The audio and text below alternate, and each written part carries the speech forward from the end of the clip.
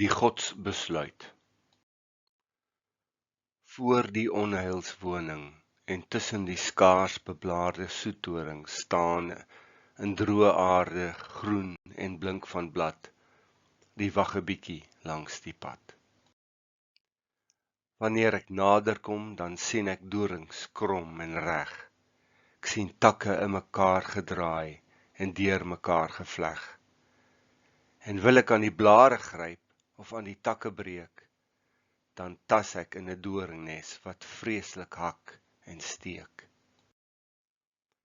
Bo al u donker bome, o Heer, groei my 'n enkele reusboom uit. Dit is die wag 'n bietjie bos van u besluit. Van ver so skoon, so groen, so blink. Maar hoe verward wanneer ek dieper kyk en dink as wat 'n son daar pas. En steek ek dan my hande uit na u besluit, dan gryp ek in die dorings vas.